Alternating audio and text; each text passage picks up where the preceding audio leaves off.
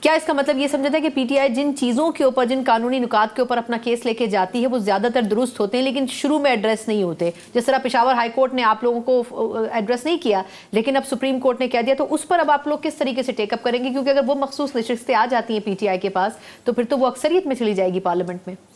پہلی بات تو یہ ہے کہ جن بنیادوں کے اوپر وہ ہم سے نشستیں لی گئی تھیں، اگر اس کا بیک گراؤنڈ دیکھیں تو قاضی صاحب ہی تھے جنہوں نے ہم سے بلے کا نشان لیا تھا۔ قاضی صاحب ہی تھے جنہوں نے ڈی آر اوز اور آر اوز جو ہیں وہ جوڈیشری سے تھی۔ قاضی صاحب ہی تھے جنہوں نے نواز شریف کو اہل کر دیا اور خان صاحب کی ڈسکوالیفیکیشن والی درخواست اسٹل پینڈنگ رکھی۔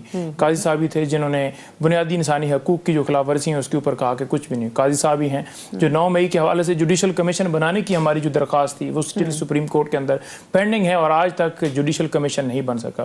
تو یہ ساری صورتحال وہاں پر چلتی رہی ہے، اور اگر اس کے بیک گراؤنڈ کے اندر دیکھیں تو ہمارے انٹر پارٹی الیکشنز بھی 2022 کے اندر بھی ٹھیک ہوئے تھے، اس کے بعد بھی ٹھیک ہوئے اور اس کے بعد بھی ٹھیک ہوئے، کہیں پہ کوئی غلطی نہیں تھی۔ غلطی کہاں پر تھی؟ کیونکہ ہم پی ٹی آئی والے تھے۔ کسی اور جماعت 170 ہیں 71 ہیں جتنی جماعتیں ہیں، کسی کا آج تک چیلنج نہیں کیا گیا۔ آج باقیوں کے بھی تو آپ دکھائیں نا، وہ بھی ریکارڈ کے اوپر لے آئیں، اور اگر ہمارے ہی الیکشن ٹھیک نہیں ہوئے تو میرا خیال میں اس وقت ٹھیک ہوں گے جب عمران خان کہیں گے کہ جی ٹھیک ہے میں ڈیل کرنے کے لیے تیار ہوں، میں لندن چلا جاتا ہوں اور میں سارے معاملے کا قصوروار ہوں، 9 مئی بھی میں نے کروایا، یہ محب وطن ہے، میں غدار ہوں اور میں اس چیز کو تسلیم کرتا ہوں، اس وقت کی جائے گی۔ اس کے علاوہ تو کوئی نہیں ہے۔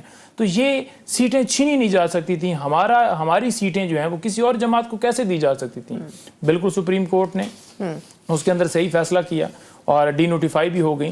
اب جو باقی کیس ہے عدت والا کیس، اس میں رضوان عباسی صاحب بھاگ چکے ہیں۔ رضوان عباسی صاحب جو ہے وہ اس وقت ڈنمارک جا چکے ہیں، یہ خاور مانکا کے وکیل ہیں جو بھاگ چکے ہیں۔